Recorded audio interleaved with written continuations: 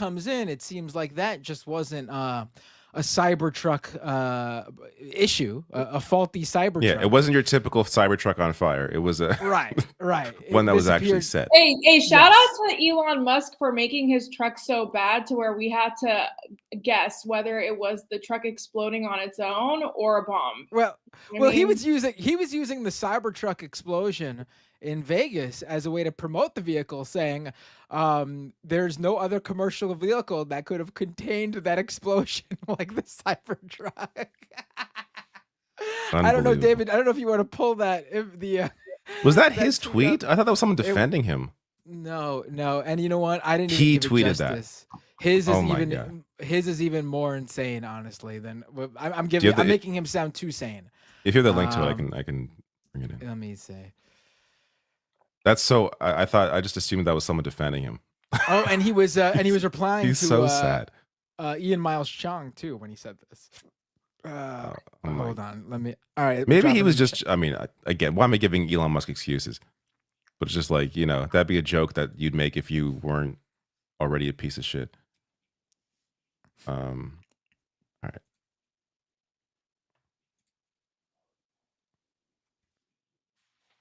All right, David's pulling up the tweet itself. Here we go. Because I gotta say, I didn't give it just. This is. Oh, you blocked Ian Miles Chong. I guess I did. Yeah. I also had blocked Elon Musk, but he appears to keep getting unblocked on my page, so I don't know. Oh, interesting. Cybertruck is the worst possible choice for a car bomb, as its stainless steel armor will contain the blast better than What the any fuck is other it, by the way? commercial vehicle. They should run ads. The Cybertruck, Tesla's Cybertruck, the worst possible choice for a car bomb. I mean, they should run with that. I want to see the marketing materials for that baby. Wait, was it a Oh, car so yeah, bomb, so or I was must it have seen someone fireworks? screenshot this and thought that was the end of it. It appears more information about the driver has come out. And interestingly, this driver also rented the vehicle from that car sharing app, Turo, that the New Orleans terrorist did. They both used the same car renting app. I really think car sharing in that way is a bad idea, and I thought that way before any of this. It just seems like something that's a bad idea.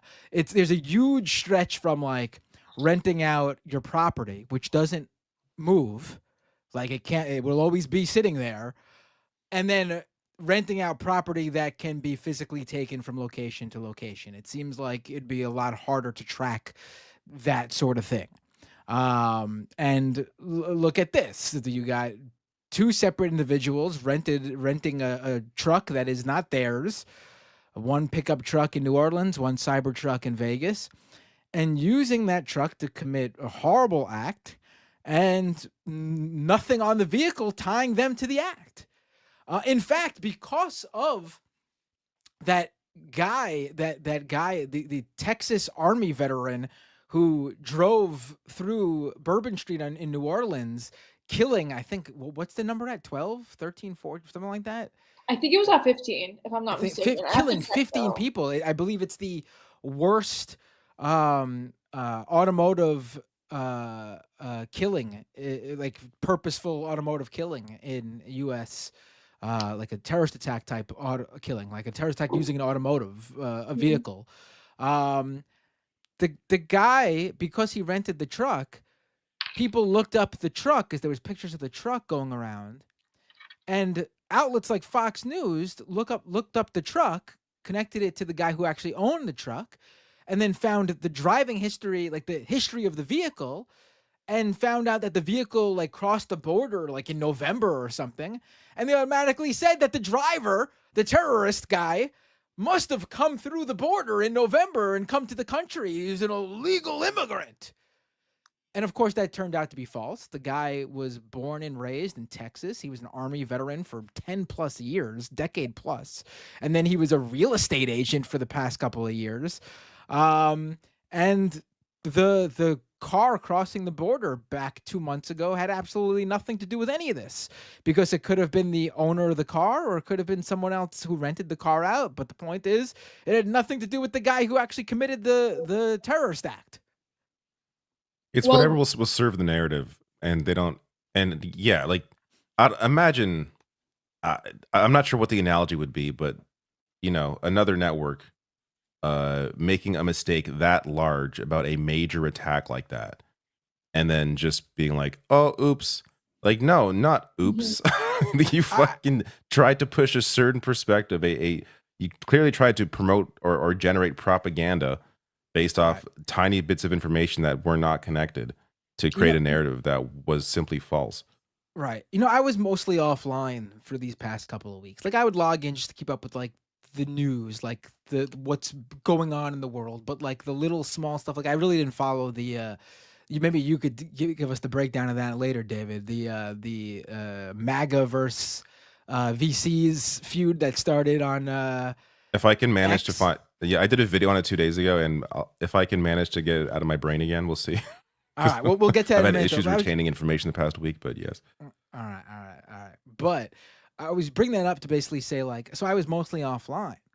And I did know about the New Orleans attack because it was covered in like mainstream media and all over the internet, and you couldn't get away from it because it was big news.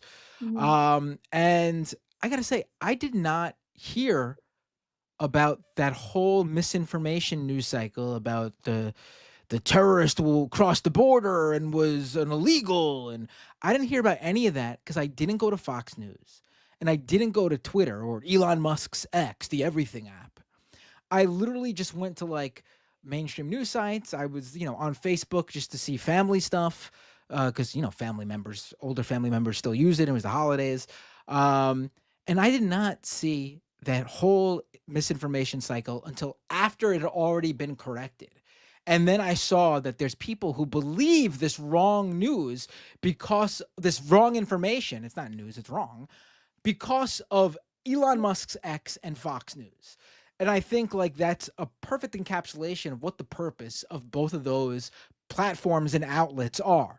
It is to who just did that? But it was I don't know, but it is literally to misinform people. Like, that's all I see. Like, Fox News and Elon Musk's X, their purpose is not to get you the news, to keep you informed. The purpose is to spread their own right-wing agenda through any means necessary. And this is a perfect encapsulation of that.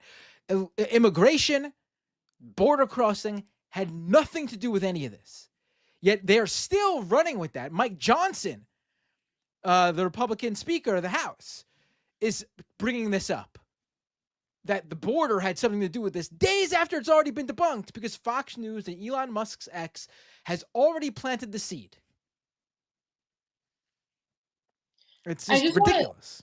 I just want to say something else too. Can you guys hear me? Okay. Yeah. Okay. Candace Owens made some interesting tweets, and I just want to talk about that real quick, especially since I'm Iranian as well. So she made a set of tweets and she was like, oh, I'm going to pull it up right now. But basically she was like, America wants to attack Iran. Therefore, this guy, let me guess, this guy's probably Iranian, right? First of all, Shamsuddin Jabbar is not an Iranian name. And although we do have Afro-Iranians or Iranians who may look like him, it's much rarer. Like, it's on the maybe like 1% or 2% of us look like what he does. And so it's not just like the immigration misinformation, which is really harmful, but it's also just like assuming someone's ethnicity just because you have the political analysis ability for the Middle East of a 2-year-old. Like, no, you can't just assume someone's Iranian because you think America wants to go to war with Iran. Like, two things can be true at once. Yeah, America could want to go to war with Iran, but that doesn't mean this guy is automatically Iranian. So I just feel like right-wing Twitter was just going crazy with all these different theories and stuff like that, and just like honestly talking out of their ass. It was really annoying. Oh, you just reminded me about, remember Tommy Lauren? I know she sort of disappeared from the limelight, but she's still out there doing her thing. She basically used that attack to equate the ISIS flag and the Palestinian flag and say, and basically try to claim it's like the same thing. Mm-hmm. If you're a right winger, you just happen to be coming across this show, this episode, this segment, and you're a right winger, and you don't like me or Ariana or David because we're left wing or whatever, fine. I don't give a shit. But you should do better for yourself to at least find someone who shares your views but understands the difference between different types of people and ethnic groups and cultures in the Middle East. If you truly want to understand the news and what's going on in the world, you need to understand that ISIS and even Hamas are like polar opposites in terms of their beliefs. Yeah. They are not on the same page. They also hate each other. Right, like, they're not friends. Right. And it's also important to note that Hamas does not carry out terrorist attacks in like the US. They just don't. Like ISIS, their goal is like a global caliphate. But Hamas just wants a free Palestine. Whether you agree with Hamas or not, right-winger who's watching this, hypothetical right-winger, they just want a free Palestine. There's a huge difference in the two groups. You need to understand that. Well, maybe we should go on Charlie Kirk show and agree with him on a lot of things, and then have a beer afterward, and we'll get to a closer place. No, let's talk about it. Let's talk about it. We can reach across. Binder has no idea what I'm talking about. We can reach across. What? I tell my YouTube like audience a lot, especially in my videos. If any political commentator tells you we're just gonna kumbaya, like we should all just sit at the table and talk about what we all agree on, like that person doesn't know anything about human history or just human history when it's involving politics, because that has never been the case. And when Cenk did that, I was like, bro, you've been in this game for way too long to say something like that, especially to someone like Charlie Kirk. But you don't know what happened, Matt? No, what happened? So, yeah, go ahead, David. Well, quick summary. Cenk went on Turning Points USA conference, I guess is what it is. I feel like I'm not even joking, like every month. I don't have a problem with that necessarily. No, I don't either. I have no issue with that. The issue is what you do when you're there. If you watch the whole thing, what do you do? I would actually implore people, if you haven't seen it, go watch Kyle Klimsky's breakdown, because he watches the whole thing, and he pauses it and like comments, so you get to see his whole thing and you get to hear real criticism, like the entire. I'm sure there are other critiques as well, but I watched his, and it's a fantastic breakdown. And Kyle's coming from a perspective of someone who he's not doing endless videos about TYT. This is a rare one-off where he's actually criticizing Cenk, and for good reason, because it shots fired at the Vanguard. No, I'm just saying, like, this is it. It's not like you're going in to watch drama. This is just a clinical breakdown of how poorly Cenk did here, and it's not even that he did poorly. It's that his whole strategy was just wrong, and so essentially he went in there, and there's I wouldn't even say disagreements, but there's a couple of like points of like, oh, I don't agree with the right on this and this. Cenk mentioned how he's really anti-gun, whatever. But a lot of the discussion was like talking about how the far left is crazy. It's just like there's like that. It's like, oh, we have that in common. The far left is nuts. And it's exactly what you don't do with that kind of platform. Like he talked about how the establishment is insane and everything, but doesn't mention at any point that Donald Trump is the establishment, that the Republican Party, that Fox News is the establishment media. He doesn't mention any of that. You're talking to the right wing audience, and you don't mention any of the most important things you should mention to a right wing audience. Like, what are you doing? It's unbelievable. It's an unbelievable. So I've gone way too deep on this because I've just been so. I've watched Cenk for years and years and years. Have had a lot of respect for him. So I'm like almost mesmerized by like what he is doing, because I'm trying to understand his thought process. So I've seen he was interviewed by Mark Lamont Hill, Francesca Fiorentini, both great discussions on that Charlie Kirk thing. And Cenk's strategy essentially is he wants to soften. This is what it sounds to me.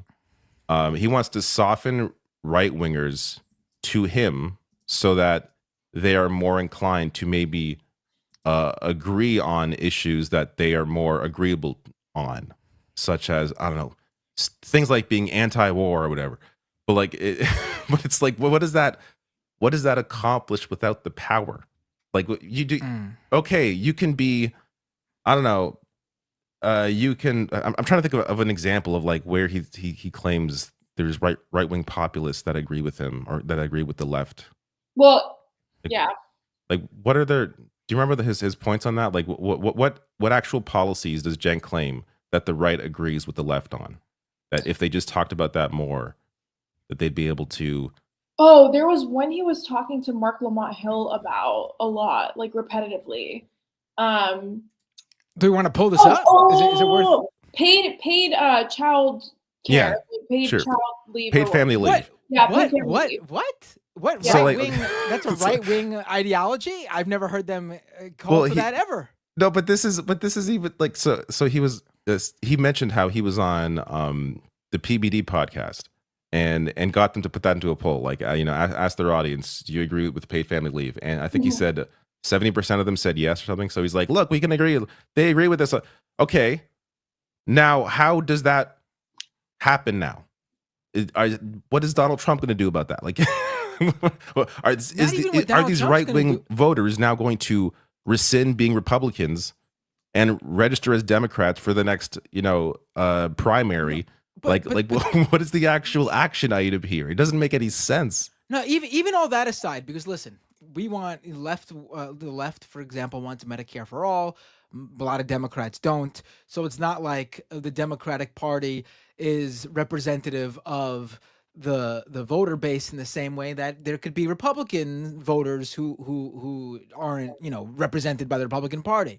The real analogy here is, why isn't there a right-wing grassroots movement for family paid leave? There isn't. There's no such thing.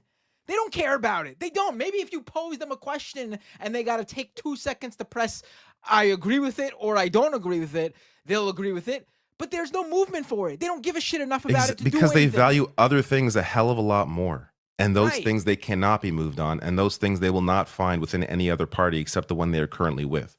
And this it's I don't know.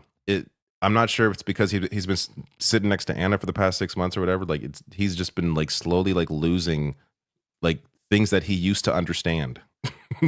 He no longer appears to understand anymore. Well, I never got the appeal, and I'm glad to say I always I was always there. They didn't get me into this. They did. I never had an affinity for them. I thought they were a net positive for the most part many years ago, back 10, 15 years ago. But I never really was like, in fact, I've mentioned it. There's been a number of times over the decade plus years where I've been like, this guy represents progressive media. This is embarrassing. I'm embarrassed. Also, I mean, I watched his interview with Francesca and Mark Lamont Hill. I'm actually posting up the videos of those are going to be posted up on YouTube tomorrow and the day after tomorrow. But there's a couple of things about that really bothered me. First of all, the way he was interacting. So we all know Cenk, and we all know him when he gets angry, mad, aggravated, agitated, whatever you want to call it. And we all know how Cenk reacts because he has a very animated way of directing the conversation when he gets agitated or angry. And so when he's sitting with Charlie Kirk, he's very nice. He's very understanding. He's very, the conversation is flowing. And even though they don't agree with a lot of things, he's being so, nice and forgiving in the conversation. But then when he's on with Francesca, he starts blowing up left and right. Thank you. Thank you. This is pretty much all you need to know. It's like I heard people in the chat are telling me that he called Sam Cedar a grifter. Oh, yes, which I'm sorry. Once you do that, you fucking lost it. Like you've lost your fucking mind. The first hour of that show for 20 years has been dry policy talk with an person they're interviewing, some professor.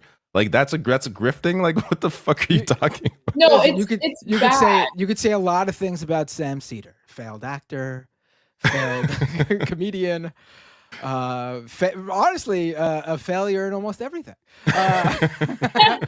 But one thing you definitely cannot say is he's a grifter. He's definitely not a grifter. He's done the same thing. It's It's just it wild. doesn't need to be argued. Like, why? And he's like, so he's blowing up on Francesca, right? But then there was another. I mean, I can pull up the clip if you guys want to watch it. But there's this part in his, little performance with Charlie Kirk at Turning Point where he's like, look. First of all, also he's shitting on leftists the whole entire time. He's like, leftists are this, leftists are that. Republicans, I love you guys because you guys are so nice. Like, he literally said that. He's like, you guys are so nice. You guys are so welcoming. Okay, dude, whatever. But then he's like, okay, crowd, how many of you believe that trans people deserve basic human rights like housing, insurance? And literally 75% of the crowd is not happy with it. Like, he did not get an average of cheers or anything like that. And he's like, see? And it's peak delusion. But it's really peak delusion. Yeah, and on top of that, you could tell like Charlie Kirk's response to that was, well, housing isn't a right.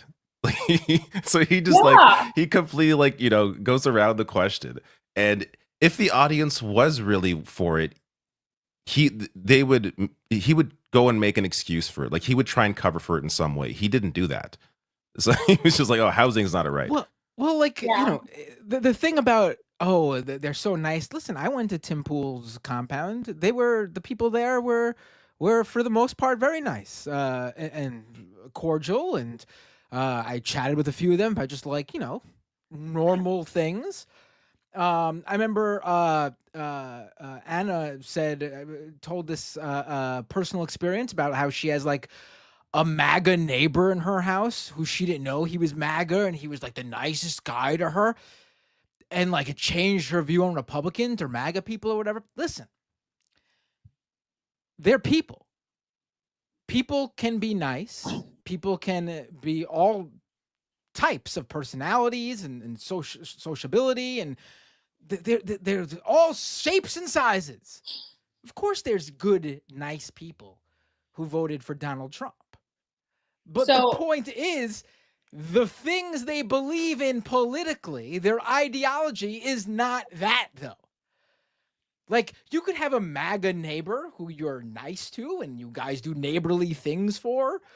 But the point is that when it comes down to it, in terms of what you would like to see happen in the world and what they would like to see happen in the world, they butt heads.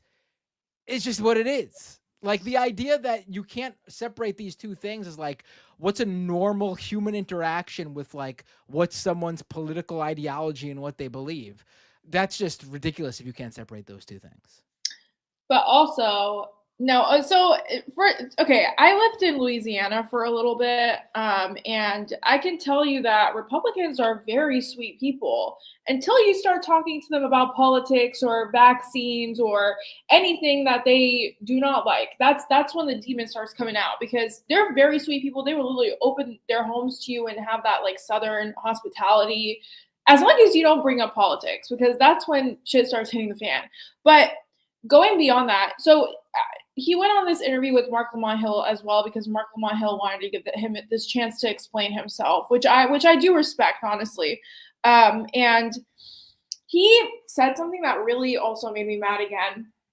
But he was basically Mark Lamont Hill said something, I'm not quoting him, this is just the gist of the conversation. Mark Lamont Hill was basically you're Muslim, you're a man of color, how do you expect them to basically accept you or see you as one of them or whatever? And he was like, oh, I will talk to them. I'll be nice to them so that they will understand and they'll see that Muslims are nice. And Mark Lamont Hill was like, oh, so you're the good Muslim.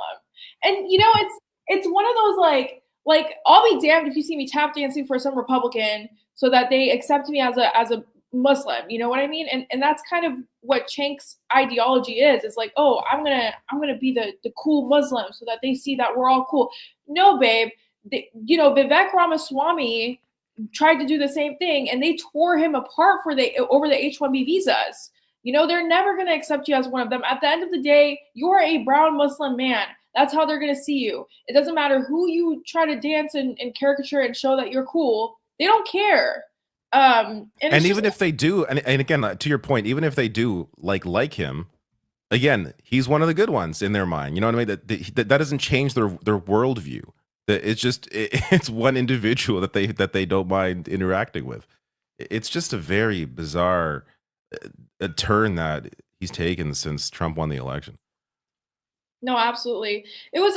I mean, I don't really. So his whole entire ideology with Mark Lamont Hill was like, I want us to bridge gaps.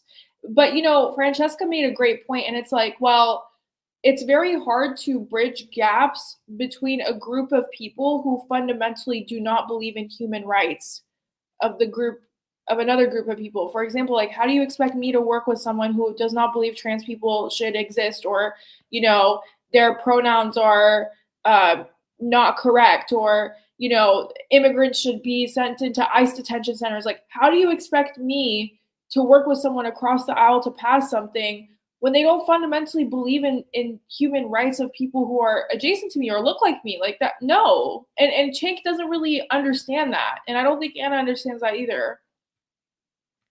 Right. Yeah. I mean, I don't know if it's that they don't understand it, honestly. I don't think it's that they don't understand it. You don't run a channel the way they did and become the standout and also be dumb. Like, they're smart people. Like, that's one thing we need to make clear here. They're not being like led astray. They're not making a dumb mistake. They know what they're doing. Like let's give them the agency that they deserve. They are 100% aware of what's going on. So that's the one thing you could definitely say about them. The rest of the network isn't like that, though. That's why it's so like it's one thing if the whole network was like going like turning into like the Daily Wire or something, but it's literally just Cenk and Anna.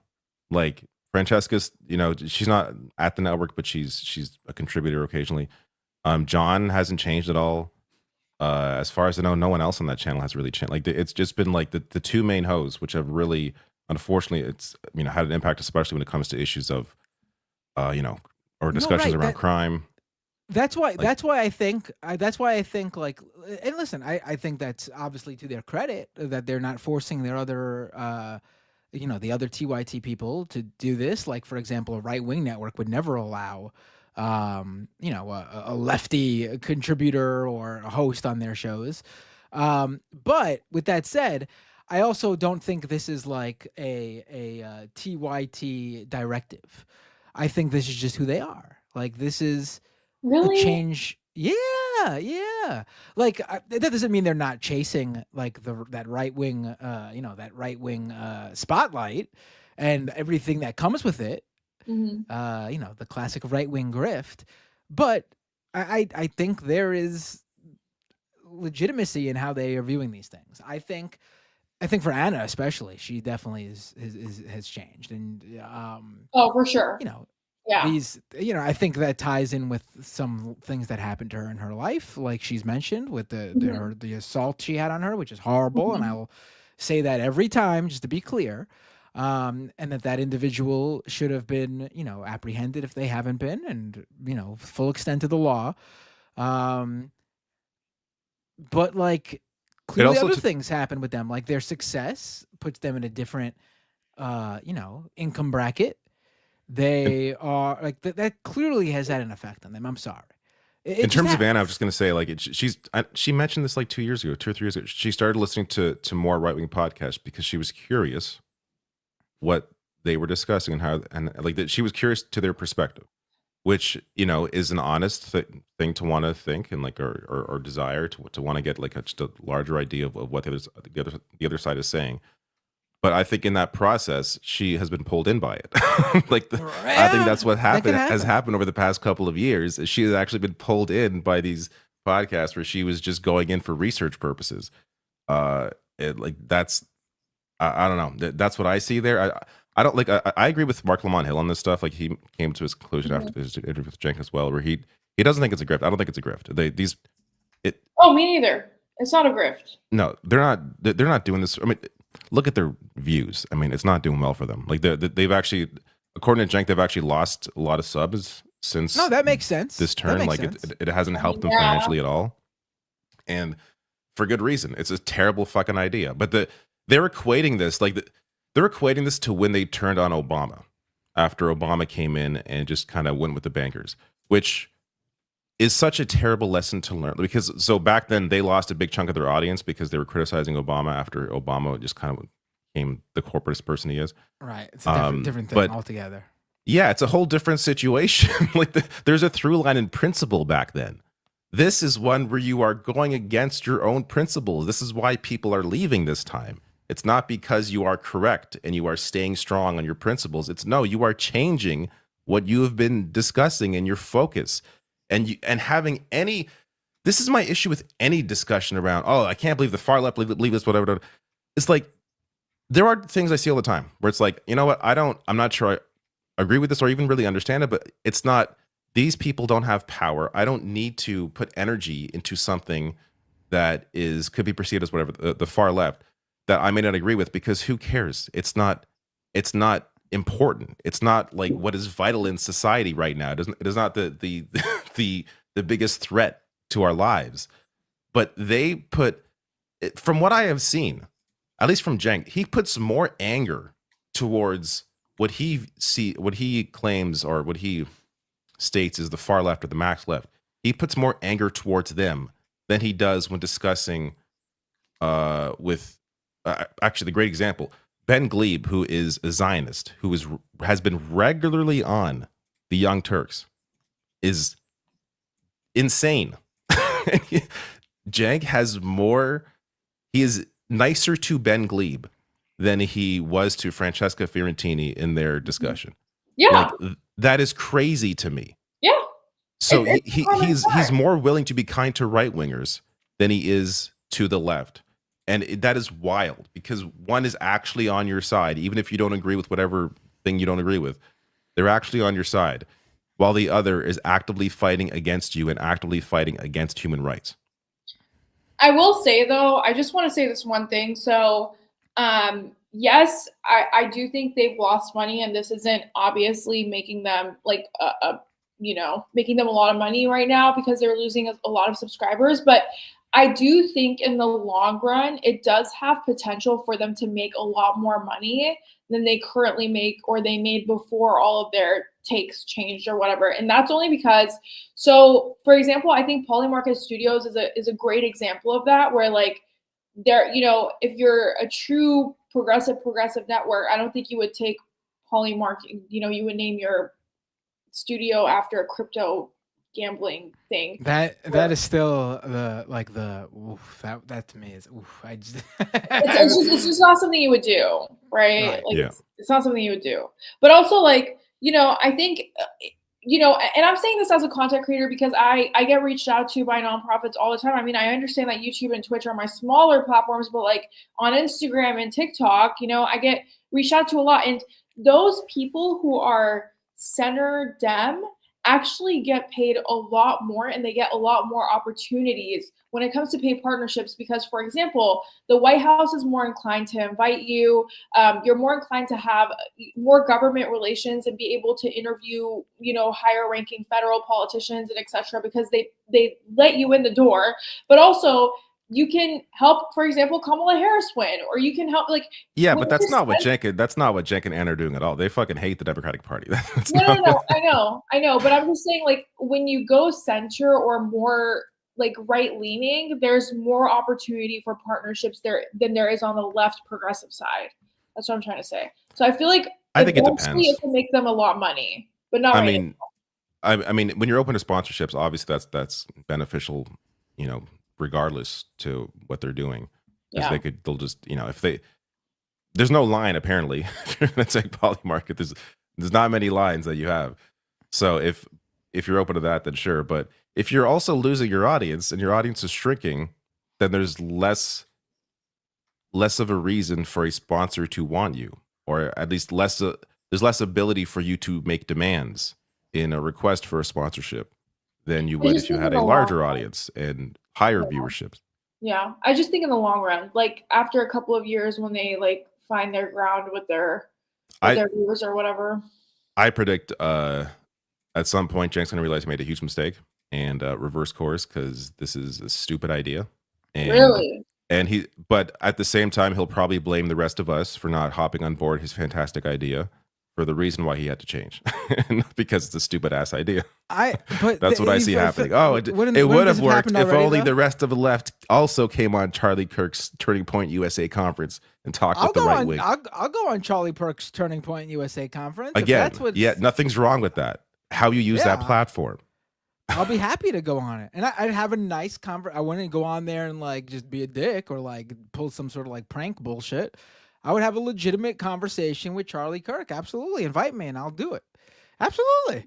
But the problem is, if you just want like someone who's not going to push back, then I'm not your guy. So maybe that's the problem. Y'all have fun. I will stay at home and react to the video when it comes out. But I don't think on a stage with Charlie Kirk.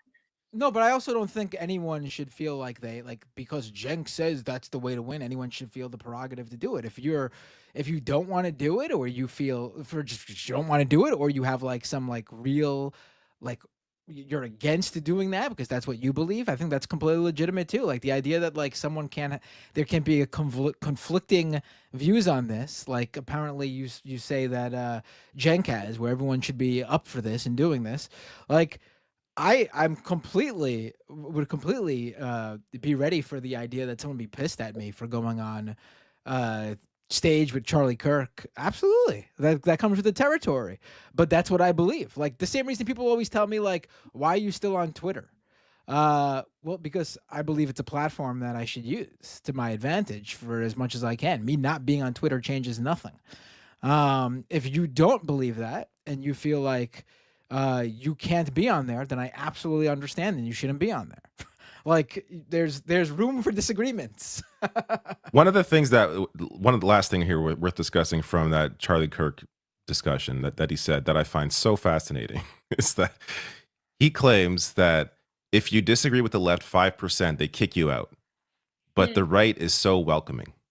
Yeah, he said that. Liz Cheney voted with Trump, what, like 97% of the time?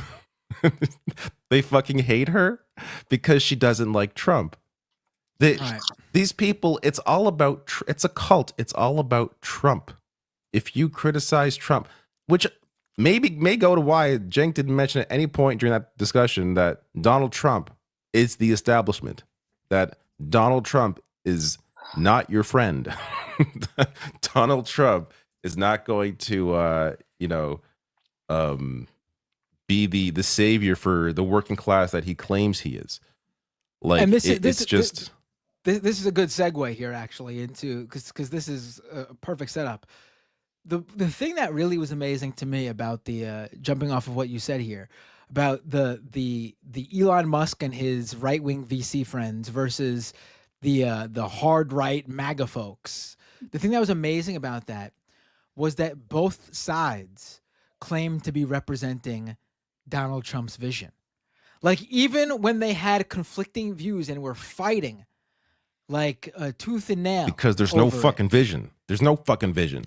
The vision is the man, the head. Right, exactly, exactly.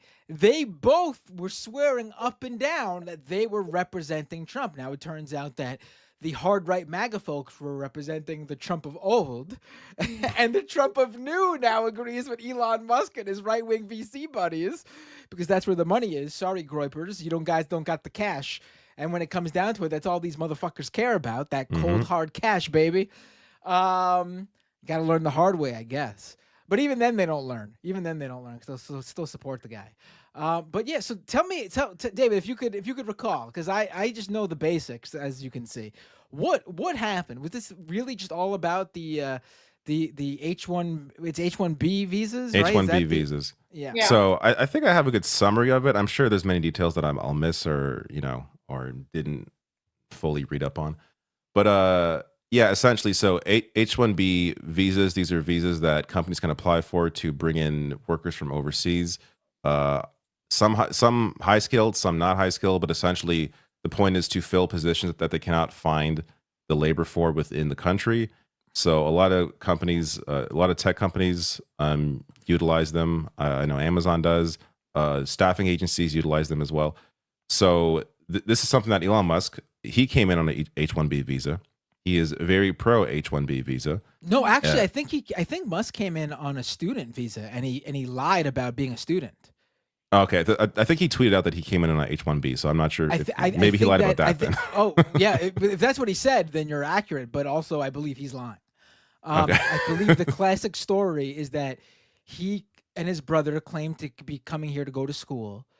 They came here and did not go to school and started their businesses. Their visas also expired at some point, and they were here illegally. His brother actually mentioned it on stage years ago, and Musk shut him up on stage. Yeah, there's a clip of that. Yeah, I saw that clip. Yeah. But so these are Elon Musk is very pro this. Vivek Ramaswamy very pro H-1B visas. There was a bunch of tweets, like I forget what, I don't know, it was like Christmas Day or something, so I wasn't following it at the time because I'm not like, wasting my life on Twitter on Christmas. But there was a lot of anger from the MAGA base about the fact that Elon and Vivek are very pro H-1B because it is immigration. You are bringing people in from other countries into America, and how dare you, soil the blood of the nation with these H-1B visas. So on the other side of Elon and Vivek, you have people like, Stephen Miller, Stephen Bannon, who are, of course, just straight up anti-immigration, regardless of the situation. Laura Loomer was really big. Yeah, and like, to be clear, that there are accurate worker criticisms, or I should say, like, labor criticisms of H-1B visas. When you're on them, you're essentially an indentured servitude or indentured servant to your employer. If your employer lays you off, you have to leave the country. I think you have a 60-day grace period where you can find another company to take on the H-1B visa if they want to apply for it.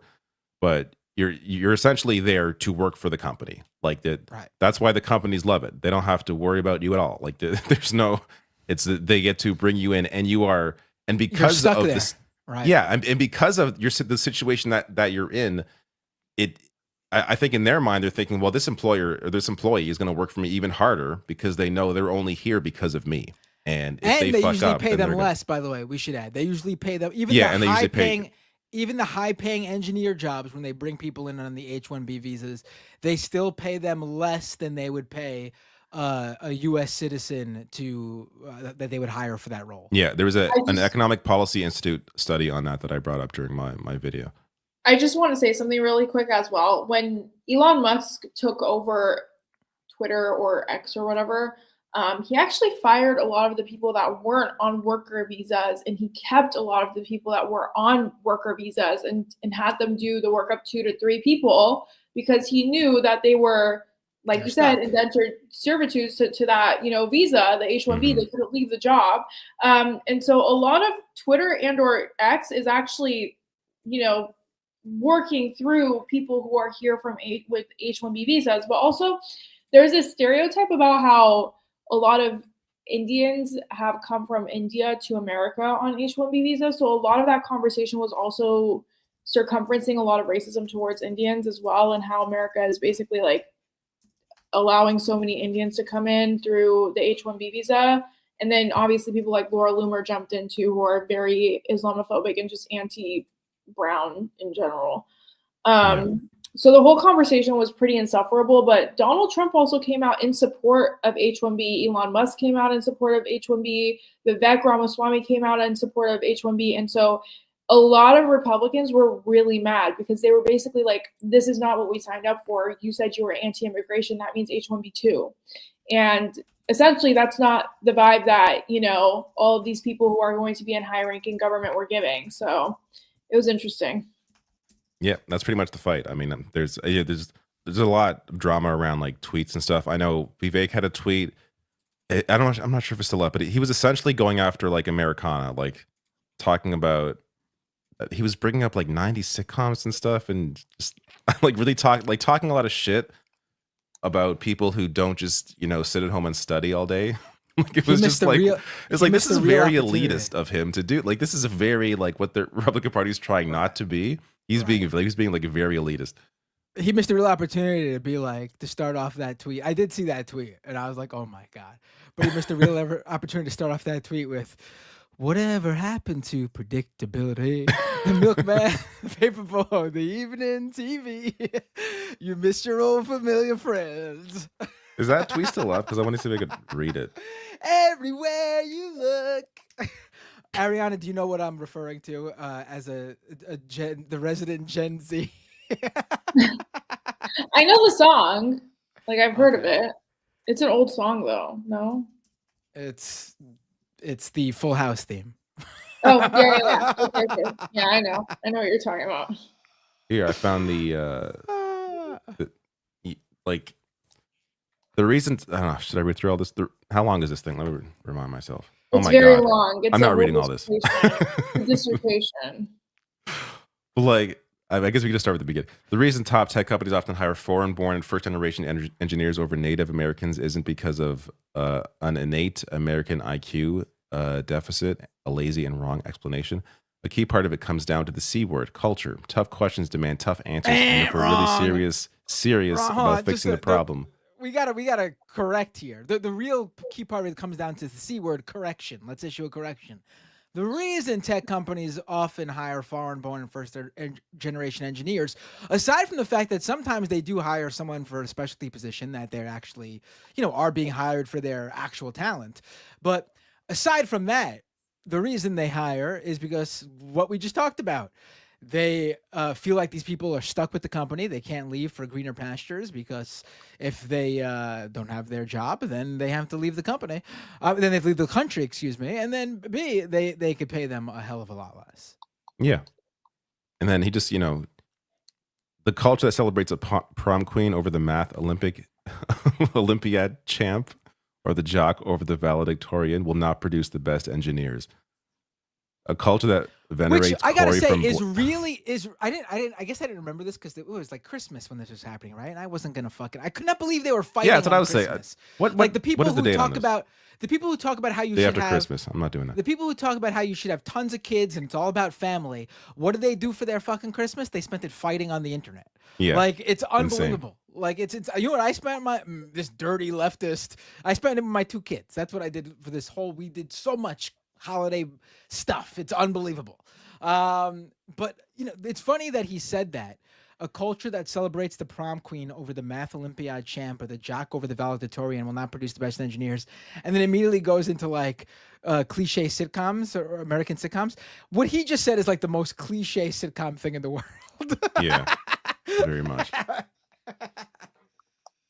But yeah, I'm not gonna realize it just goes on. It's just so clearly people did not like that. But there was a lot of those kinds of tweets and just a lot of anger from MAGA over. It's one of those things where it's like they were all okay when everyone else was seeing racism, but then when they saw, the H-1B visas getting a lot of hate, something that a lot of, people like Vivek Ramaswamy probably used or do use right now, they all got up in arms and they got so offended. And it's like, babes, did you think they were going to keep you out of their racism? Like, I understand you're a model minority, but you're a minority. They don't care. So the whole thing was pretty embarrassing for them, in my opinion. That's just me, though. It's just surprising that, it's surprising that they're surprised. Like, they didn't realize what the base is. They didn't yes, these guys are pro-business. I don't think they even care about the racism aspect of any of this. Like, they're clearly pro-business, but they're not at least aware of the racism. Obviously, they're also racist in their own way. Like, they're not aware of it. I mean, to be clear, I fully support the H-1B visa program. I think people who want to come to this country, first of all, I support it in the sense that it is a way for people to immigrate to this country. I don't think they should need to honestly tie their talents or their working credentials with having to come to this country. I think anyone who wants to come here should be able to come here. period. So I don't think you need to show your worth to a company or to, that you're hireable. Or I don't think it's necessary. I really don't. So in a sense that it is a way for people to come here, I support it. In the sense that it requires people to tie their ability to come here to their employer, I don't support it. Yeah, that's it on that topic. Nothing else. Yeah, I mean it's complicated, but it's just interesting how they all started kind of imploding at each other because they were so offended that now they're getting the racism, and it's like, well, yeah, Vivek, you were gonna get the racism at some point. You know what I mean? I don't know why he thought he was shielded from it.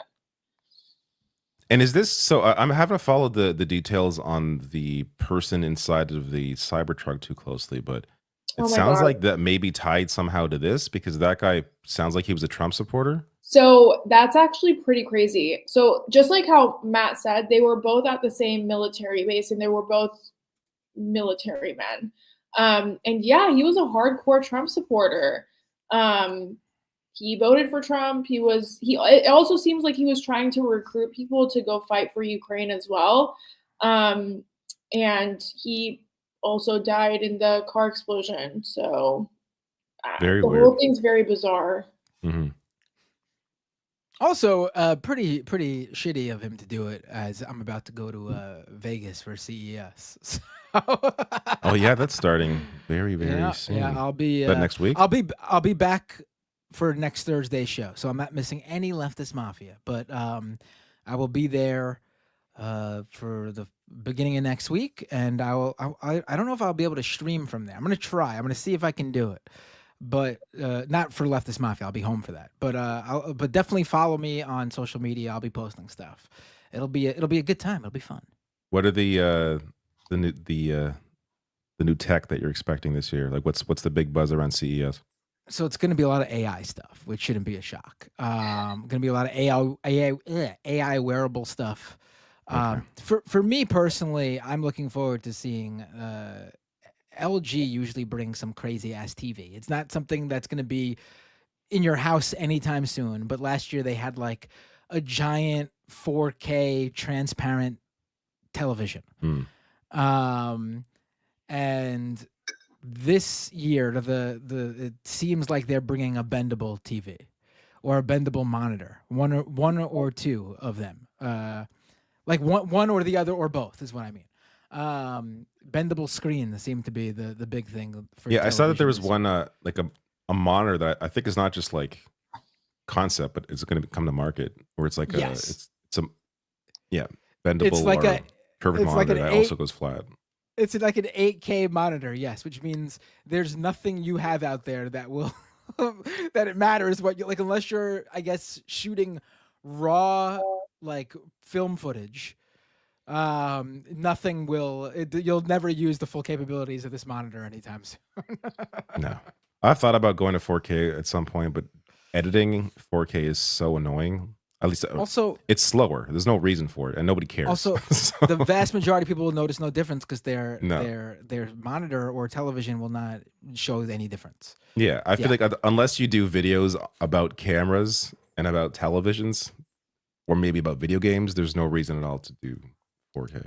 I mean, unless you're shooting like a movie to be projected on a screen, you don't have to worry about this stuff. Yeah. All right. What else though? There should be some other good. There's going to be a new HDMI cable is going to be announced, which is supposed to carry more data. That's going to be a big thing because the HDMI. Another one, 2.1 is just finally becoming standard. It's now HDMI 2.2 is going to be announced. Yeah. You guys are getting way into tech. And I'm sit here and watch you guys. I'm a tech reporter, so. Anybody else in the chat that resonates, I feel you, because I don't know what the fuck they're talking about right now. I'm just kidding. Yeah. This isn't a super chat, but this is relevant. The anti-corporatist asked me, did I end up getting my M4 Mac Mini? Yes, I did. I've been streaming on it for about a month and a half now, which I guess because of the holidays, really, you've only seen me stream on it for a few weeks. Definitely feels different. it's definitely smoother, and I could do a lot more.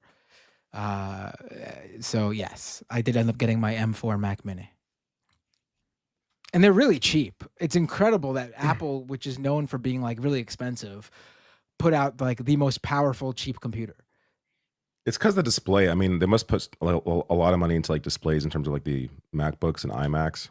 That when there is no display, things just seem so much cheaper. Yes. I mean, that's basically the case, right? Like, the Mac Mini is like what, $500, $600 for the base model, and like the base model MacBook Pro is like 12, 13, 1400. Like, it's a big jump. I'm going to jump off though. I promised these guys 30 minutes, and it's been an hour 43. So wow. Oh wait, I'm glad that you stuck around. No, more like an hour and 10 minutes, whatever. So proud of you, David. No, thank you. No, it was but great. I do want to run through my super chats, the few that I have here before I. Oh, please do, and don't forget to do the new thing we discovered. Unmark them in the. That's right. You could hit the star and they thing. go away. That's amazing. Yeah. Lawn Gnomes, $10 super chat. Thank you for being so generous. Says haters gonna hate, idiots gonna idiot, bigots gonna bigot, but mass surveillance contractors will claim they could have stopped it if they have access to everyone's everything and $100 trillion. Yes, you got it. Kowalski, thank you for your generous super chat. Welcome back and Happy New Year. I went down to the river to the woods and made a blood oath on the altar to Thor, a process that has been set in motion and cannot be stopped. Victory by spring 2027. Sounds like a better plan than Jenks. Thank you. Otaku Dragon says, at the exact time Cenk criticized leftists for calling right-wing Nazis, TPUSA played ads featuring the number 1488, a white supremacist / Nazi symbol. Oh yeah, that's the My Pillow ad. They run ads where there's a sale on their products for $14.88, which is a very random number to sell something for. And I would like to add that it's very interesting that I've come across these same ads like on Facebook and stuff, and in those ads, the marketed price is $14.98. So they 100% know what they're doing. They're altering the ad for mainstream platforms so they don't get in trouble or, get any bad rap from a mainstream audience. But they're airing the $14.88 ads specifically to on like right-wing platforms and events. Like, you don't do that by accident. They know exactly who their audience is. Where is... I lost my place. Here we go. So that one goes away. One of the negatives of removing it from the the back. Yeah, because now I'm like, where the hell am I? Lawn Gnomes. Here you are. Speaking of questionable sponsors, thoughts on the quote Honey Steals affiliate links scandal? I saw don't that know video. Anything about this? I saw that video and I was so fucking mad at myself for how viral it went.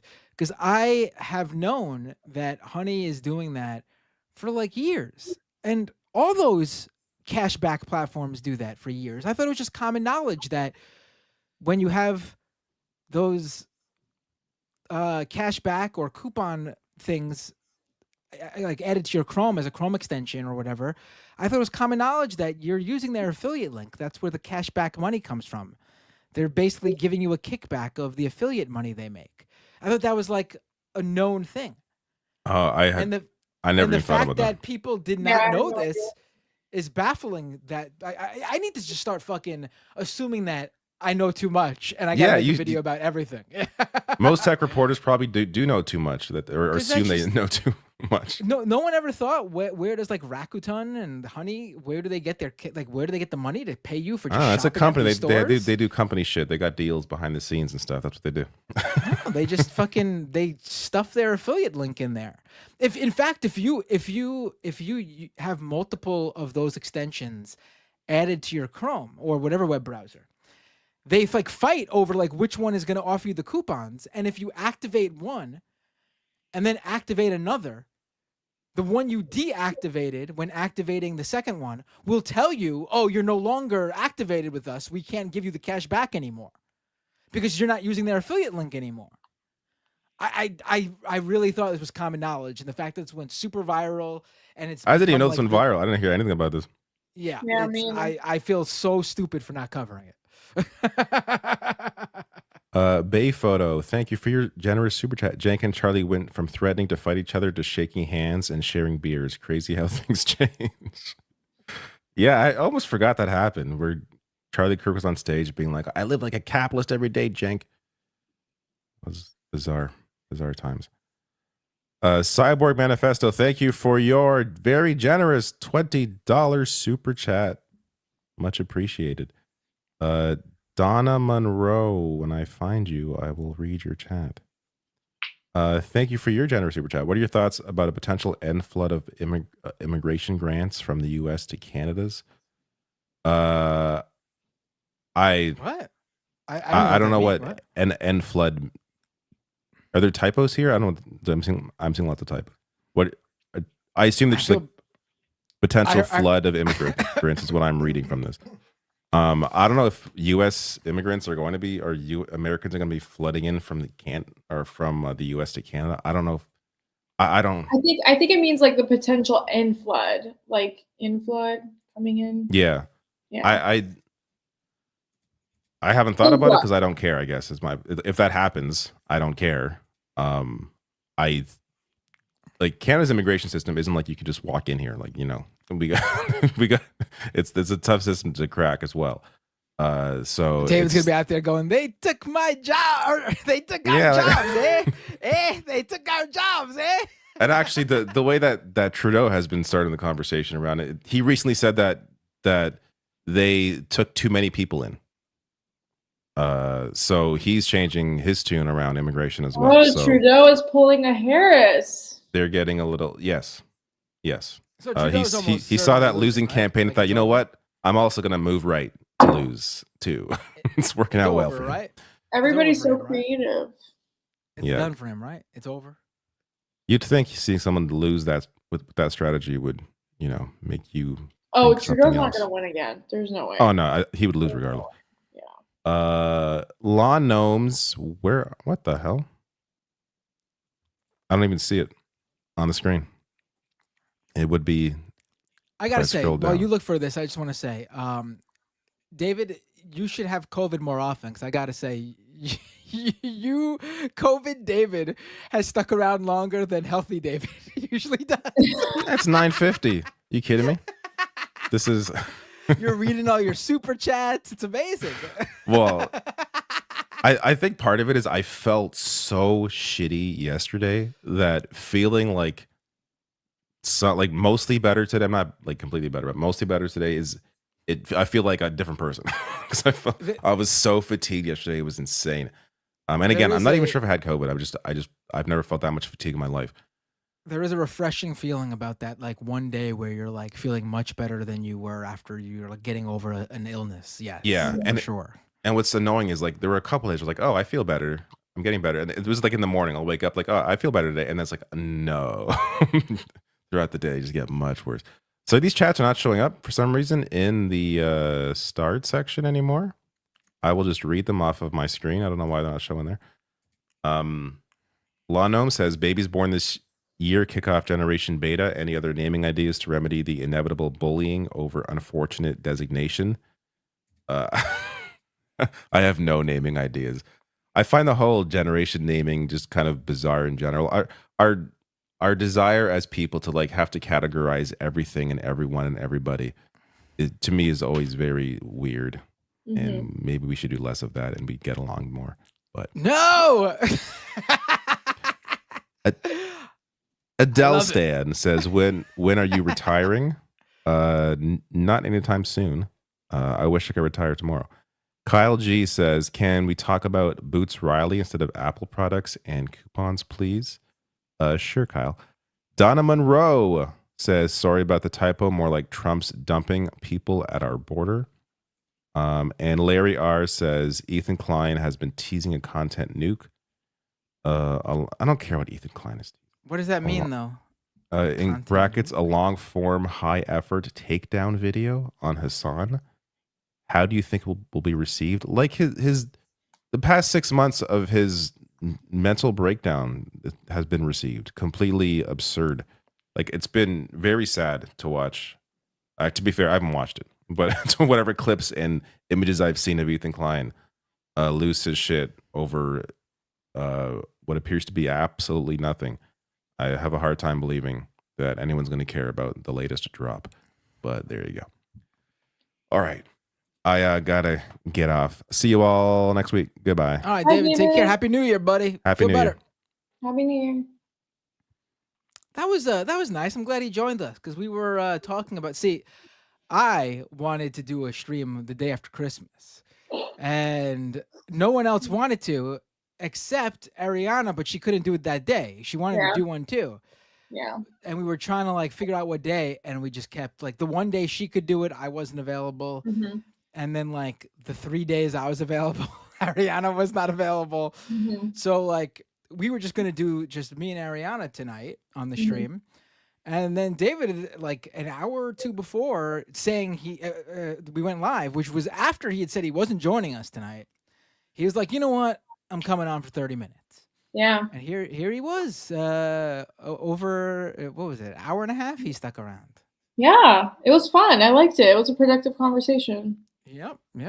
So I guess, being that he read the super chats, we should just read our super chats and then, we'll wrap things up just a little bit early because, we don't have the other 3 people here tonight. So we talked about everything I think we wanted to talk about. We talked about the horrible stuff that started this year. We talked about catching me up with the X scandals, Elon Musk X scandals regarding H-1B visas and the MAGA people. We talked about TYT, which is becoming a regular thing on this show. Ariana, was there anything you wanted to talk about that we didn't touch upon before we read the rest of the super chats? No, I think we touched upon everything, to be honest. And I think we talked about everything. It was a crazy first day of the year, and we covered a lot of it. So yes, yeah. It's good to be back. Actually, I'm feeling refreshed. I got to get back into like the social media swing of things. I haven't been posting much online. I got to get back into it. I gotta get back into it. I'm just not feeling that yet. But this helps. All right, do you have any super chats, Ariana? I do. I have a couple. All right, go ahead. Why don't you do that? All right. Well, I can't bring them on the screen, but I have them on my iPad. All right, yeah, go ahead. Yeah. Where I've been talking to all of my people. Also, guys, thank you so much for the super chats and Twitch. I know we had a hype train for a little bit. You guys are helping me pay my video editor, so it means a ton when you guys send me money. It goes straight to my video editor. I just saw you added your YouTube, and I didn't even notice you added your YouTube video to. So your chat should be here for me to bring up on the screen. Who's first up? Let me see if I can find them. Looney Tunes is the first one, but Looney Tunes didn't say anything, so I just wanted to thank them. All right, when you get to your first one with the actual content, I should be able to find it. Okay, no worries. Looney Tunes, my trusty moderator. I see you doing all the work in my chat. I appreciate you so much. Thank you so much for the $2. For the win all day. Welcome to the Mafia. Let's go. Okay, perfect. We're on the second one now. There we go. Welcome to the Mafia. Let's go. Thank you so much. I saw all of your chats throughout the stream, and I really appreciate it. Kowalski, my donation totals are going to decline this year. I'm building a political war chest. No Hail Mary this time. An incumbent has no idea what's coming. Thank you so much for the generous $5. I appreciate it. Good luck with that because it's about to be a year. Marco Ramirez, thank you so much for the $2. You were supporting the stream all the way. Thank you so much. And then Marco Ramirez sent another $2. Every little bit helps you guys. I agree. Thank you. Even a couple dollars goes a long way. For the win all day, another $5. Hit that like button, chat, Raptor Squad, Squirrel Gang, Sam Seer, Army, Vanguard, Hooligans, Weasel Crew, Leftist Mafia, Goons, let's go. Honestly, I love the creativity of that. That's so cute. I want to be the hooligans though. I don't. Vanguard shouldn't get the word hooligan. I like that word. I've always liked that word. Hooligan. Yeah, Leftist Mafia hooligans. I like it. Has a ring to it. Marco Ramirez, thank you so much for the $1 for the win all day. Thank you so much for the $2. Cyborg Manifesto, I think you're the trans sugar daddy, if I'm not mistaken. I think it was you that sent all of us $50. So thank you so much. Sugar daddy of the chat came out in full force again. Marco Ramirez, thank you so much for the $1 for the win all day. Thank you so much for the $2. Again, I really appreciate you. Looney Tunes, another chunk of Lance's dono money. Here you go, period. All of Lance and Mike's money, you guys can just send it right to me. Thank you very much. Yeah, I mean, they didn't even show up today. I mean, yeah, like what the hell? I'm scared. Anyone who didn't give to if I could not believe that the vast majority of people were watching on Mike's The Humanist Report channel. Mike isn't even here. Oh, wait, that's crazy. Wait, I didn't even know he's streaming on his channel. What? Oh, everyone who's connected their YouTube channel streams when we go live. So if you're not here, we could still stream it to your channel if you're not here. Oh, wow. Okay. Well, that's crazy. Yeah, but I don't get it. Why would you? I get. Listen, I get if you're a Mike. I'm not trying to knock you. I forget if you're a Mike fan and when he's on the show, you prefer watching it through his channel. I get that. But if he's not here, why not go to David's channel or my channel or Ariana's channel? That makes the most sense, right? Yeah, what the hell, guys? I digress. We're trying to grow here. Okay, missing features. Thank you so much for the $2. That E-flat guy just wanted to show support. Keep up the great content. I really appreciate it. Thank you so much for the generous $5. It really means a lot. Thank you so much. Blue X, $2. Happy New Year. Thanks for being here. Thank you so much. I really appreciate you guys. That was the last of the super chats. I'm gonna try to go in. Spud Monkey sent five subscription gifts into the chat. And so, oh my God, it's socialism or barbarism also gifted another 5 subs. And I know there were some other people in the chat that also subscribed as well, but I'm sorry, I'm on my iPad. I can't open up my stream monitor the way that I usually do. So, but thank you so much to everyone that donated. I really appreciate it. Like I said, all the money goes straight to my video editor. So I really appreciate it. You guys are helping me sustain the YouTube channel. Yep. And just to let you know, all the money you guys send to me goes straight to me. All right, let's go to the super chats here. Oh, I pressed the wrong thing. Oh my God, my mouse is acting up. All right, let's see. All right, here we go. Donald James with a super chat, a membership super chat, member for 17 months. Thank you, Donald. Binder is a workhorse. He's the foreman. Thank you. I appreciate that. Bay Photo with a super chat. Happy New Year, 1/2 Mafia. That's right. It was half of us today. 3 out of 6 ain't bad, right? Yeah. We tried our best, folks. I wanted everyone. I thought the gang was getting back together today, but I know, me too. I thought everyone was going to be back, but Mike said he needed the rest of the week. Lance was MIA. Didn't even hear from him. And Rebecca is the one who had a good excuse. She's let me get her exact she's celebrating Haitian Independence Day, no? Yeah, but I want to see exactly.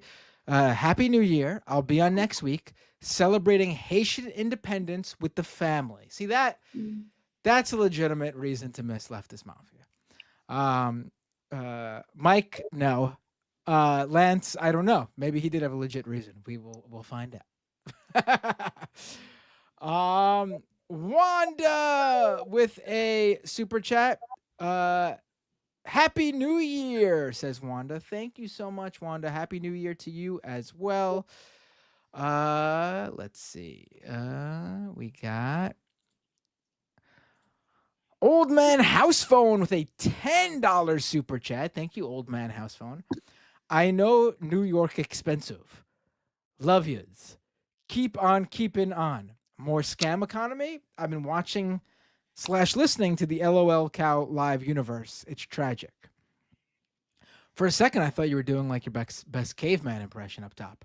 I know New York expensive. But thank you. It is expensive. Scam economy will be coming back. I've had more people ask me about scam economy than anything else, more than Doomed even, which tells me everything I need to know.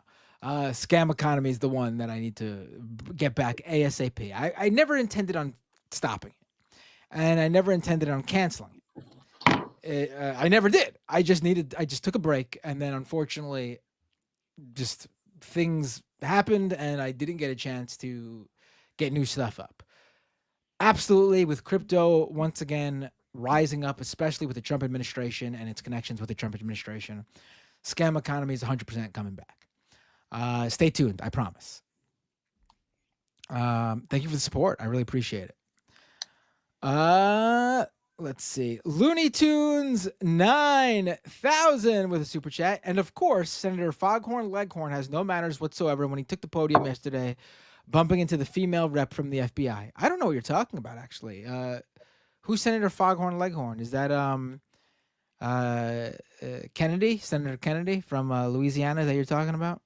Probably, right? He would be there. Right. John Kennedy, right?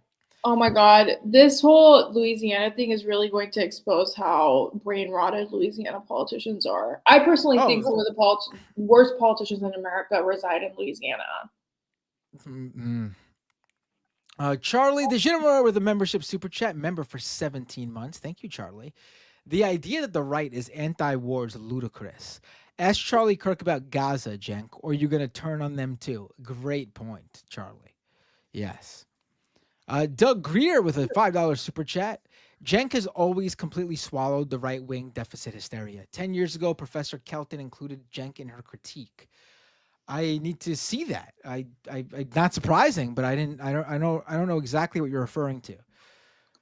Was that one for me? I don't see it over here. Maybe it was for someone else, but I read it. I didn't hear anyone else read it. Rick's Americana with a super chat. Matt, you need to speak to what would Michael Brooks say to Anna today. You were the one to pose this question. I appreciate you asking me and mentioning that, you think I'm closest to what Michael would have said because I was close to Michael. I don't like doing that though, because I have a good because you're correct. I have a good feeling of what he would not so much say, but I know where he would stand and what his basic critique would be. But I don't feel comfortable doing that because you never know. Michael was a human being who had evolving views too, and I don't think he would be standing with her. But I can't say I would know exactly what he would say. I don't know exactly how he would handle it and how he would approach it. Yeah. He definitely, would not have changed ideologies though. He would be the same Michael with, an evolving way of approaching things. To give you an example of this, like a lot of people always quote his be kind to people and ruthless to systems quote. And I've said like, I agree with that for the most part, but he wasn't talking about like, because a lot of people mistake it for like being kind to everybody. Listen, Michael shit all over people like Dave Rubin all the time. He wasn't talking about the Dave Rubins of the world and those types in the be kind to people and ruthless to systems thing. Michael Brooks wasn't advocating for you to be nice to Jimmy Dore. So yeah. Let's go to Archangel with the super chat. $20 super chat. Thank you, Archangel. Matt, thanks for discussing this. The TYT shift really saddens me since I've watched them for so long. Cenk railing against Franny made me feel sad as she is so good. Franny is awesome and didn't deserve Cenk's harsh words. Yeah, I mean, I didn't see it fully. I think I might have, come across like, like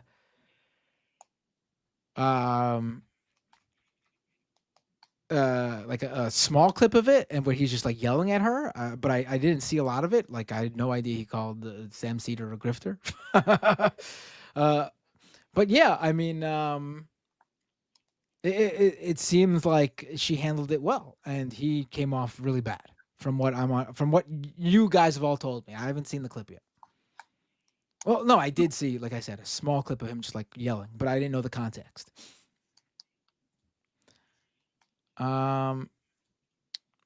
Tropical Ding Dong with a $5 super chat. Matt, please do a Mickey Mouse impression of a crime-fighting superhero with the name Max Left. It's my birthday. Oh boy. Let me get into the Mickey Mouse. I don't know if I could do the. It's very random when I could do it. And then sometimes I go off into the old gag that me and Michael Brooks used to do, like the Mickey Mouse Michael Bloomberg thing. So sometimes I go off the rails with my Mickey Mouse. Let me get, oh boy. All right, let me see. I think I got it. All right. Crime fighting superhero with the name Max Left.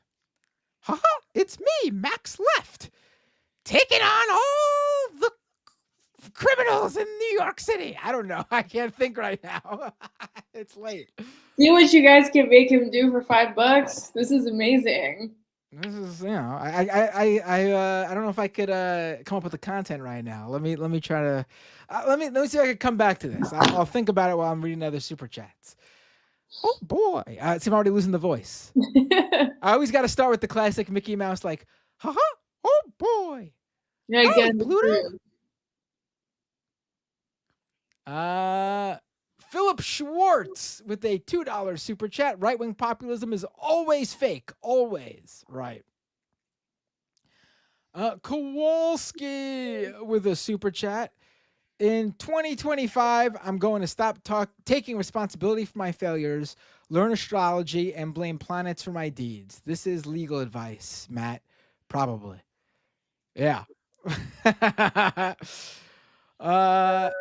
FTW all day with the super chat is not for me, but I'll read it anyway. Goals. This might have been for you, and I just missed it.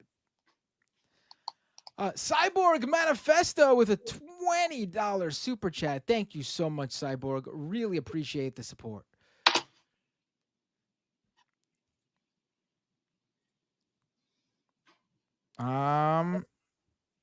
Let's see. Still alive? Is this one for me? No, this is not, but I'll read it anyway.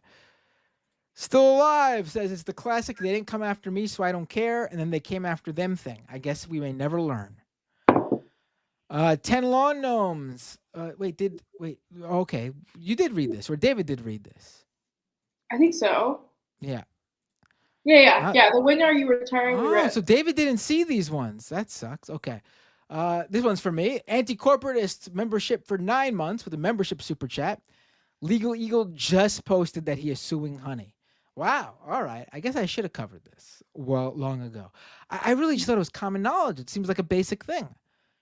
Those cashback coupon platforms, they give you cash back by giving you a percentage of their affiliate revenue. I thought, and they get that affiliate revenue by when you activate the.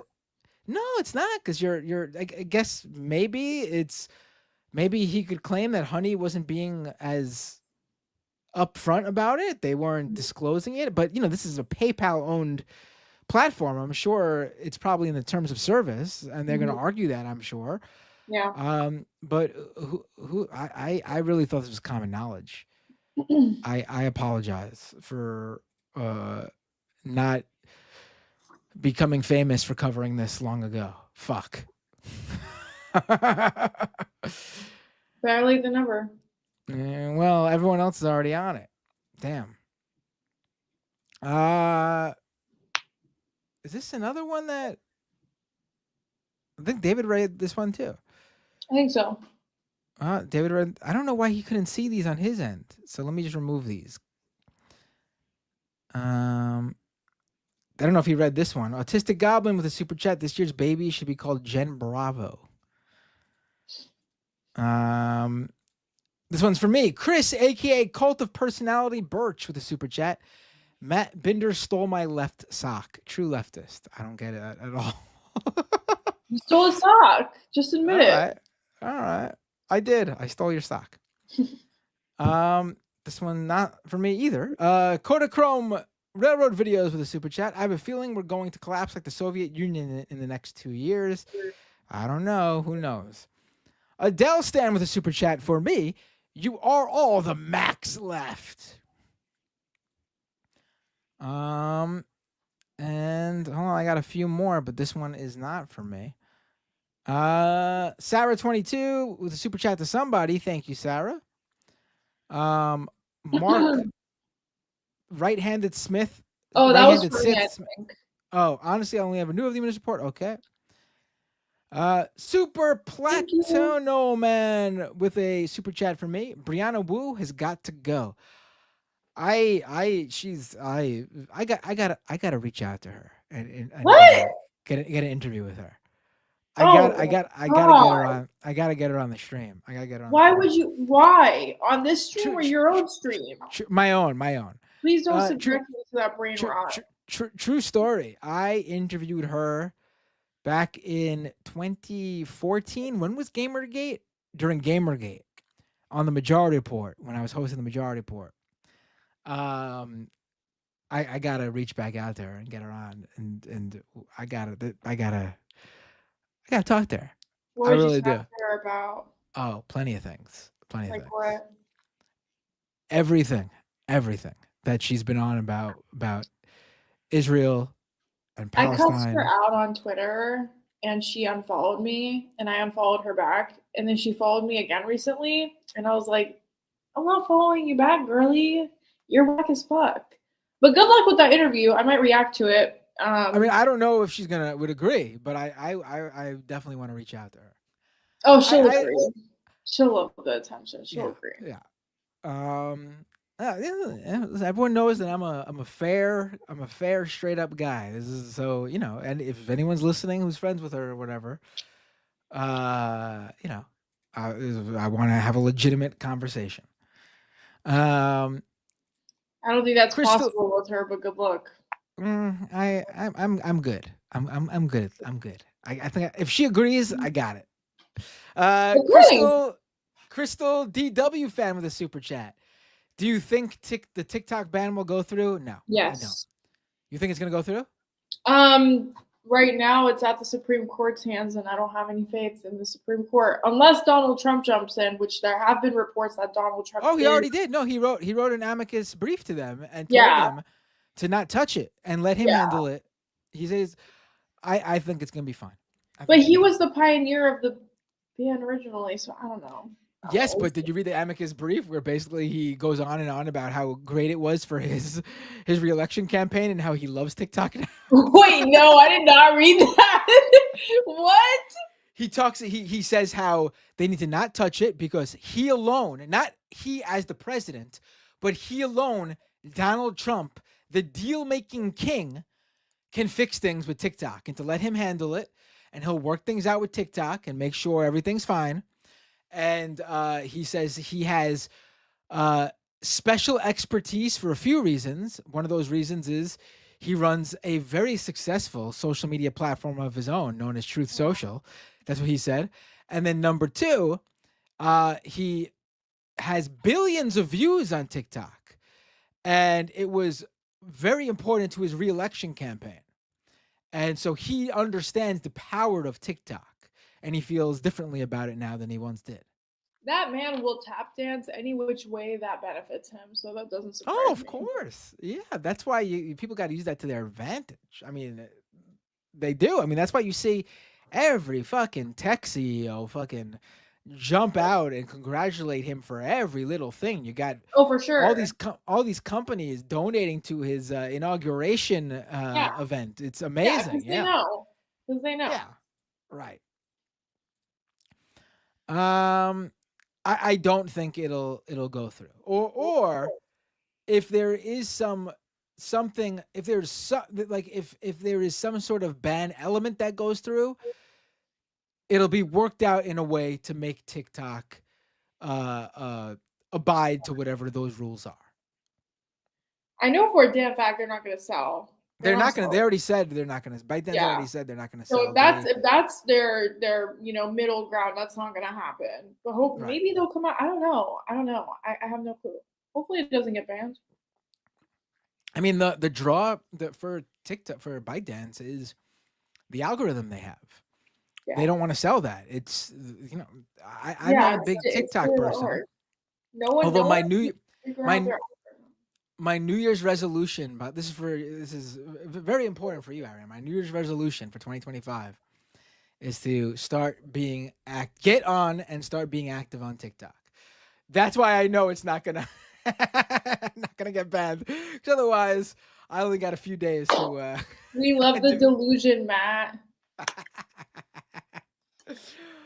All right, let's go to the next super chat.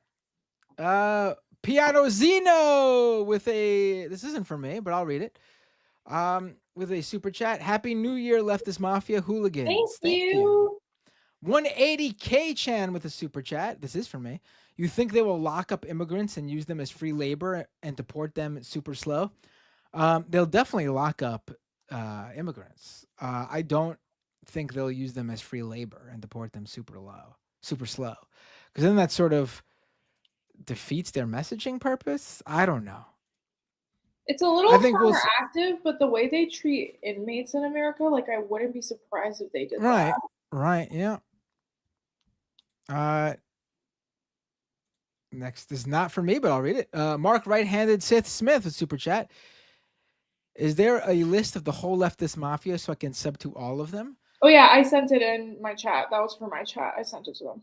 Was that Blue Sky or just all in general? I think subscribe. I think they said sub, so I think it meant YouTube, but I sent it all in the chat. Okay, cool. Not for me, but I'll read it. Duke of Bread with a super chat. Have you all heard about Vipassana meditation? Michael raved about it to people. Free 10-day retreat. Check it out. Who's Michael? Michael Brooks. I don't know. The one thing I never got on board with Michael was his New Age stuff. He was Mr. Free Spirit, meditation, retreats, all that.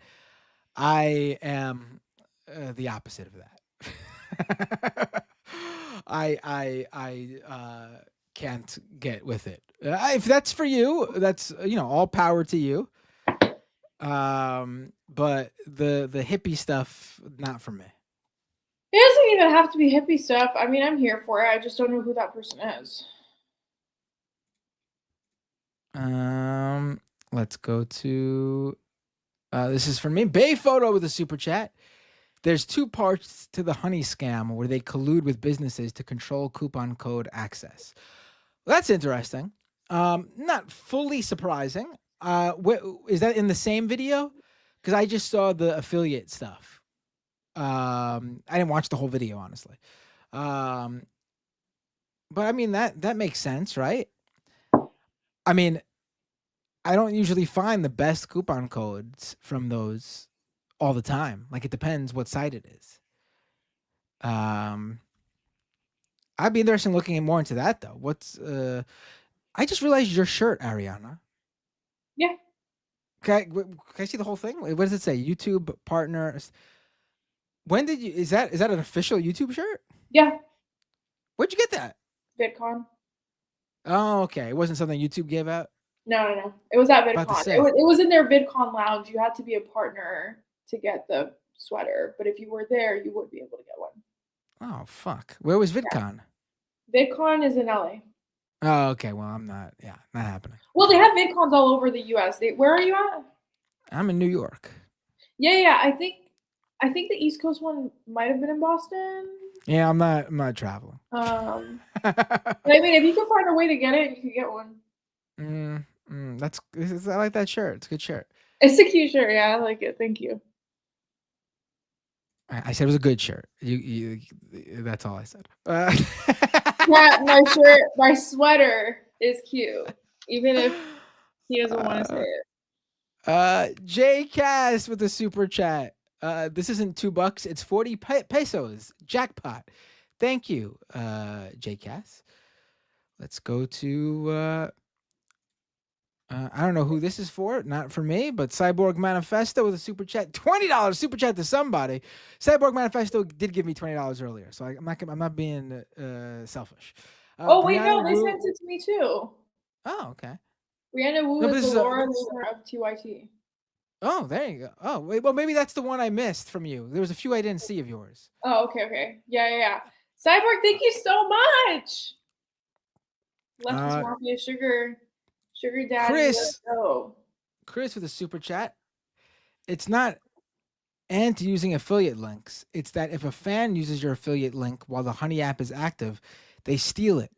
Right, but that should be that's what I mean. Like, it should be obvious. Like, if you are activating one of those cashback rewards coupon extensions, their whole monetization model is they take the affiliate, like they insert their affiliate link. I understand maybe it wasn't obvious to people. That's my mess up for assuming this was a known thing. This is part of the thing I knew. Like, if you were using any affiliate link and then you activated Rakuten or Honey or Capital One Rewards, or I'm looking at the ones I have. There's a bunch. They insert their affiliate link the second you use it, overriding whatever affiliate link you were using prior, because that's how they make the money to give you the cash back or the reward or whatever it is. I can't believe I dropped the ball on that one. I'm just going to assume that nobody knows anything and just...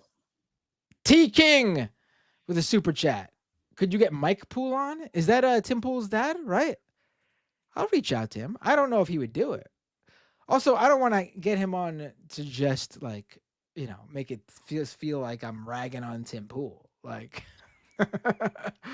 but if his dad could give us some insight into, I don't think he has. He's called into Majority Report before and he gave us some insight into, like, his relationship with Tim and how that affected their political, you know, how politics affected their relationship. I think that's relevant. But I don't want, like, just to get his dad on to, like, give me the 411 on Tim Poole's life or whatever. Blue X with a super chat, just sending me a buckaroonie. I appreciate it. Appreciate anything. I appreciate. Mm-hmm. Sanity said, "Get Osmongold's dad." Oh boy. But Tim Pool's dad watches my stream and the Majority Report, mostly the Majority Report. Good to know. One more here. Tropical Ding Dong with the super chat. Max Left voice. Here we go. Hold on, I gotta get into the mode first. Oh boy. All right, here we go. Ho ho! Is that a healthcare CEO? I went a little bit into the character me and Michael used to do. We used to do this. We used to back during the Occupy Wall Street days, Ariana. Mm-hmm. Me and Michael Brooks would do this Michael Bloomberg impression that would just get higher pitched as he got more evil. Like, as he, like, because he would like talk like a dictator during those days. Yeah, and how like the NYPD is his own personal army. Yeah. And how they would go down and crack down on Zuccotti Park and the occupiers. And so it'd be like it's Mayor Mike here, and we're gonna crack down on the occupiers. It's my own personal army. We just get higher pitched as it got more ridiculous. And it became like almost like a Mickey Mouse Michael Bloomberg impression. That is so funny. That's the background there for anyone who's missing out. All right. That's the show. Yay! Right. You don't got anything else, do you? Of the year. Oh wait, hold on. I did get a over on Twitch. Ironstar 2112 subscribe with Prime. Thank you so much, Ironstar. I appreciate it. But that's it. The rest of the crew will be back next week. If you're not subscribed to my channel or Ariana's channel, we're here. Like, if you're one of the, what do the stats say? If you're one of the 730 people watching on the Humanist Reports stream right now, Oh my guys- god! Wait, that's ridiculous. Okay, can Right. you all just come here real quick? Like, come on, give a At girl least some love. subscribe to our channel, right? Go to Yeah. youtube.com/Matt Binder and subscribe. Wait, can we put it in the chat? We can. Go ahead. Drop yours and I'll drop mine. I need to find it. Subscribe to Matt's channel. YouTube.com. I'm not asking you to pay. I'm not asking you to become a paid member, even. I'm just asking you to Yeah. become a free, like how you subscribe to a YouTube channel just by clicking the subscribe button. Yeah. Just do that. Yeah, you don't have to pay. It's totally fine. It's all good, you know? Just Right. send us a sub, you know? 700 people. That's crazy. I'm so happy for Mike for being so successful, but like also, you know, share the love, y'all. Share the love. Okay, I just sent it in the chat. There we go. And oh no, wait, you got to are you in? Do you have access to the StreamYard back end?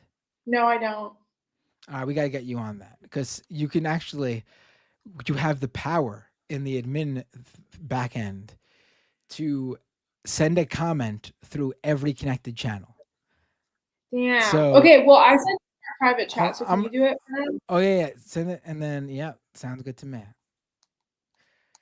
And then yeah, if even 100 people in that 700 chat subscribe, like that's still a lot. I could hit 11,000 today because I'm so close. There we go. It's a crazy power to have. I'm able to send a comment as the Rational National, as the Humanist Report. That's pretty cool. I didn't know they had that function. Yeah. All right, folks. I think that's the. Oh wait, on Twitch, Looney Tunes 9000 resubscribed for 6 months at tier 1. Subscriber for 12 months. Thank you so much, Looney Tunes 9000. Ariana, are you on Twitch? Should we let's we both got a decent amount of Twitch people watching. Let's raid somebody. Double raid. People usually like that. Can we raid on an iPad or no? Let me see if I can. I don't know. Okay, who do you want to double raid? Let me see if I can. Who's on? Let's see.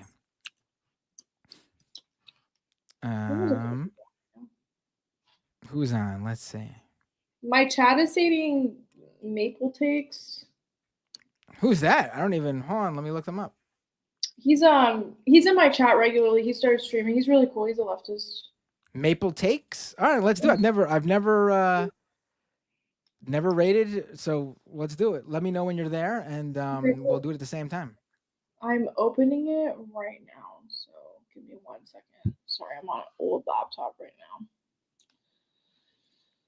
Okay, let's see. I will. By the way, I will try to stream, not like a official episode, but I'll try to stream live from the CES floor if I can, so you guys can, and we'll do some like live. I'll do some live commentary. I know, I'll be meeting with Ed Zitron there for the. I'm gonna meet Ed for the first time in person. Wow. So, and people who know, who watch the Scam Economy or just know Ed from his podcasts or newsletter. It should be fun. Maybe I could do something with him there. I think we're at least gonna do a. Yeah, at least we're gonna do a. I think we're gonna record an episode of his podcast there. Are you there? I am. I'm sorry. I'm like squirrel right now. I keep getting distracted. Okay. Yes, I'm here. Are you on to the Twitch? Don't click start raid yet. Let me know when you have that option, and we'll both do it at the same time. Okay, I'm on Maple Takes. All right. I'm clicking start raid. Are you? Okay. Yep. I just clicked it. Hold on, and then we're gonna click raid now at the same time too. Okay. Give me 1 second. People usually react to the double raid. Really? Whenever me and Michael do it, it's like, holy shit! They're like, oh my 2 raids! Oh, too much! Oh, it's funny. I'm trying to. My laptop is so slow right now. Are you ready? Okay. I got it. Ready to click raid now? Ready? Yep. All right, everyone. See you all next week. We're clicking raid now, and then that's the stream. Take care, everyone. Bye, guys. And I'm ending the stream. My laptop's so slow. Okay, cool. Just did it.